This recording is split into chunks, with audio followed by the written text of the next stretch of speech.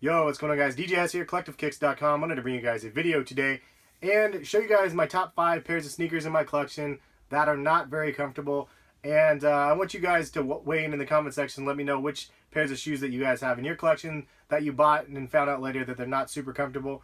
I did this video for kind of fun. It's not like I don't like some of these sneakers, and sometimes we wear sneakers that are not the most comfortable that we have just because we like that sneaker.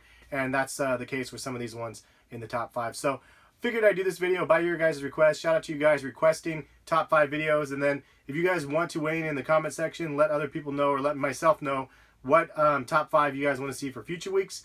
Leave those comments and appreciate it. So let's go ahead and get into it. Number 5. No, just kidding. These things are super mad comfortable. If you guys actually haven't tried these on yet, a little plug, I'll put a link in the description for these. Ultra Boost Uncage in this colorway and in the blue one, still available at retailers. Definitely worth doing. A runner-up for probably the most uncomfortable, and I'm only throwing this out there for your guys' sake. This shoe, for a lot of people, is very uncomfortable. The Nike Foamposite. Like, you need to break these things in order for them to have, like, the most amount of comfort. They kind of mold your foot the more that you wear them. So that's just throwing that out there for those that have tried the Nike Foamposite. Just really not a comfortable shoe for you guys. They are really comfortable after you mold them to your foot. But if you are a sneaker connoisseur or collector and you have a lot of pairs of sneakers, there's a good chance that you're not going to even break these in as much as you need. So if that's the case, you usually go half a size up and it accommodates your foot a little bit more. But that's just a little sidebar. Let's get into the top 5. Number 5, that is a Converse Chuck Taylor All-Star. I only say that this is in the most uncomfortable because it is like super old school canvas and really, really thick, heavy rubber. And they run a little bit narrow for some people. So like myself, it runs a little bit narrow. But this is definitely a shoe that's kind of like on the more uncomfortable side, but it's just one of those go-to shoes that you wear regardless. It's one that you throw on your feet and it doesn't cause discomfort. They're just not comfortable, if that's makes any sense to you guys. But it's still a dope shoe, and it's definitely one that is like kind of a must-have in anybody's collection is the Converse Chuck Taylor All-Stars. All right, guys, so the number 4 spot goes to the Lebron 13s. These things were pretty uncomfortable. You can see this is the Thanos inspired one that I did. Thanos over there, the Nike ID that I did. But these are pretty uncomfortable for most people, and I think that it's definitely attributed to the fact that this whole upper is one piece and there's no tongue. It's attached. It's hard to get your foot in. It fits like really long and narrow. It's just kind of a bizarre fit comparison to some of the previous ones. A lot of people actually probably think that the Lebron 11 should be on that list as well. But I actually like the Lebron 11. The insoles are a lot more comfortable. And a lot of times I switch out the insoles on the Lebron 11 with the Kobe insoles. So just a little pro tip there for whatever it's worth. So number 4 spot. All right, guys. So the number 3 spot goes to a pair that I recently picked up. And I was warned, shout out to the dude that hit me up on Twitter that warned me not to buy these shoes. And then I ignored them anyway and bought them because they look so fresh. This is the Air Max 1 Nike Lab, and these are called the Royals. And this is in the black colorway. Really, really nice black nappy suede upper.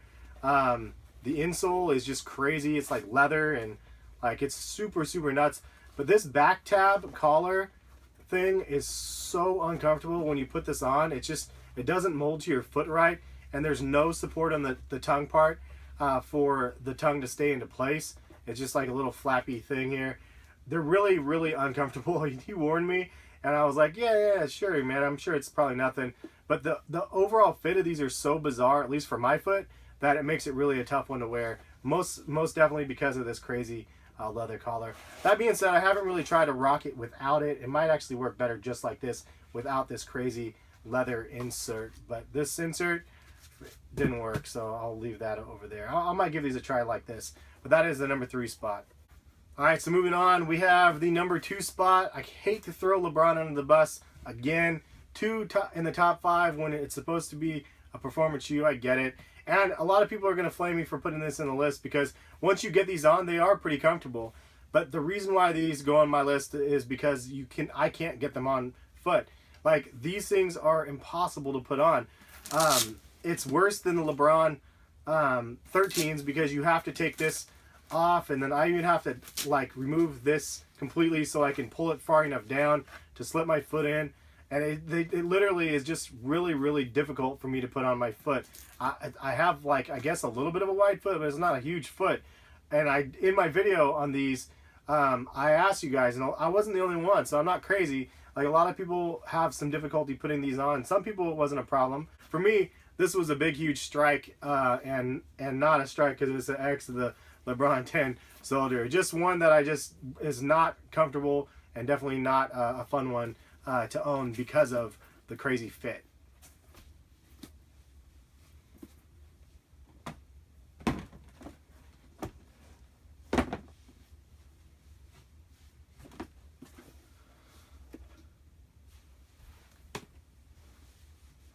Alright guys, so the number one shoe, probably the most uncomfortable pair of shoes that I own. I hate to even say it because I love this company and I love the shoe, but this concept Dunk with the stained glass like look on it, it looks super sick, but when you put these things on, they're just so crazy uncomfortable. It's just not a comfortable shoe. You put it on and it's really impossible. You definitely can't wear these without socks. I mean, most shoes you should wear socks anyway. But this is one that if you pull this one off, it's gonna be like Die Hard. Like it's like, I know it's stained glass, but it feels like it's like real glass. I don't know how Cinderella did it with the glass slipper thing. Glass on your shoes is not a good look. It's not comfortable, and this one is definitely not a comfortable pair of sneakers. At least for myself. Some of you guys would be like, "What? I wear those ones all the time." This top 5 is just my top 5 that I put together. It's not the end all be all, and some shoes are going to be comfortable for other people, and then, you know, the other people might not like or whatever. So it is what it is. This is just kind of for a conversation part for you guys for the video. But leave a comment, let me know which pair of sneakers do you guys find really uncomfortable in your guys' collection, or that you tried on and you're like, nope, these are not happening. I'm sure some of them are going to be surprising. The Jordan 1 was an option as well, just a not a very comfortable model in general.